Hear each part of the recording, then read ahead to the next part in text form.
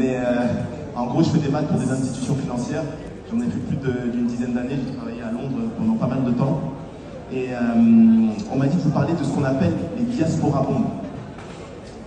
Alors, avant de vous parler des diaspora bonds, je suis obligé de vous définir ce qu'est un bond.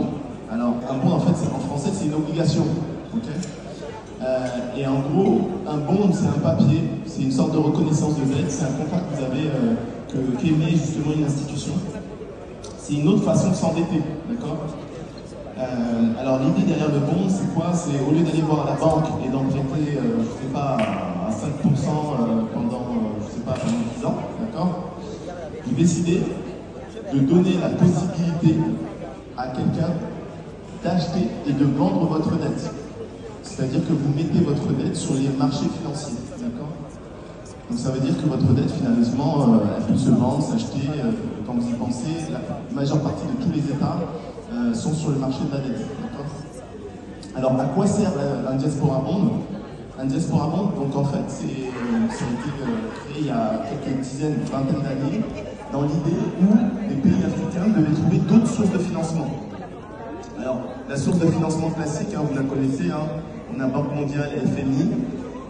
On a bien sûr aussi des États qui mettent eux aussi leur dette sur les marchés. Donc, ils émettent des bonds, des obligations.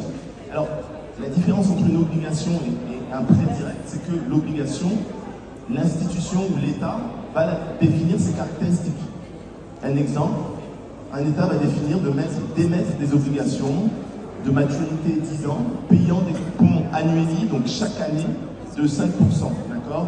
Donc ça veut dire, si j'investis 100 dans ces bonds, je vais recevoir 5 tous les ans, d'accord? Pendant 10 ans, d'accord? Donc ça, c'est un contrat assez typique. Maintenant, pourquoi on rajoute le terme diaspora bond? C'est parce qu'on a remarqué que finalement, nous, la diaspora, on est des grands financeurs des petites problématiques africaines. Alors, il faut savoir que la diaspora est un des plus grands investisseurs dans le marché africain.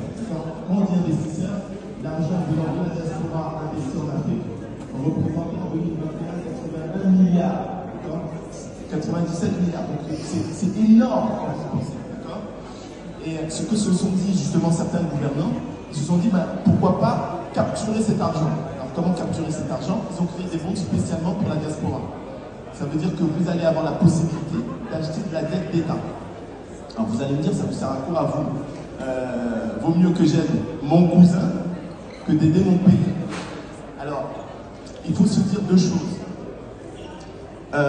Plus notre État, nos gouvernants des pays africains vont utiliser les investissements classiques, plus ils vont être enchaînés à leurs créditeurs. Qu'est-ce que ça veut dire typiquement?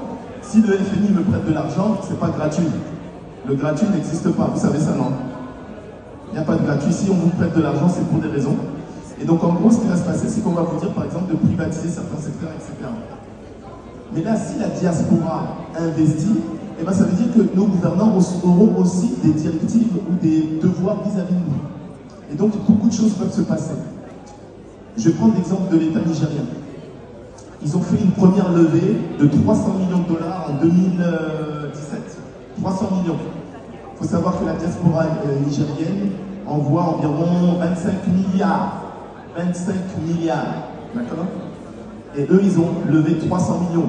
C'est rien du tout. Et là, cette année, ils veulent lever 10 milliards. Donc là, c'est un peu plus conséquent. D'accord? Mais qu'est-ce que ça veut dire? Ça ne veut pas dire que vous n'allez pas forcément aider votre cousin ou aider votre tante qui est malade. C'est pas ça que ça veut dire. Ça veut dire que vous allez faire des choix peut-être plus stratégiques. Souvent, ce qu'on dit, il y a des choix tactiques, solutions tactiques et solutions stratégiques. On va prendre un exemple clair. Moi, je peux décider finalement qu'il est préférable pour moi de voir évoluer les infrastructures de mon pays.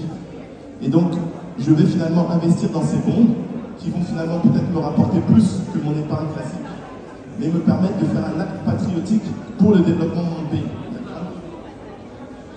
Et excusez-moi, je vais sûrement aller beaucoup plus loin. Pourquoi? Parce que j'ai une âme créative. Et donc, je ne veux pas me limiter à ce qu'on fait aujourd'hui. On pourrait très bien voir dans les années futures des bonds un peu plus impliquants. Alors, qu'est-ce que ça veut dire un peu plus impliquant? On peut vous proposer des coupons, donc des coupons annuels plus sexy. En gros, imaginez, les taux sont à 2% ici.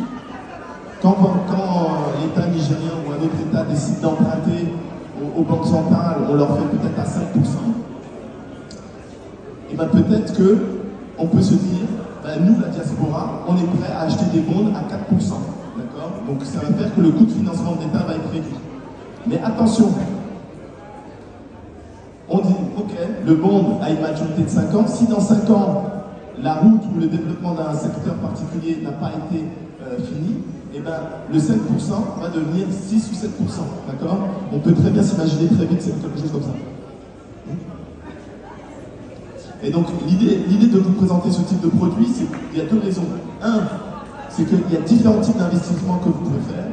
La deuxième chose, c'est vous dire qu'en tant que diaspora, vous pouvez faire du lobbying auprès de vos États et vos ambassades pour non seulement qu'ils essayent de faire des bonds, mais de faire des bonds un peu plus sexy, innovants.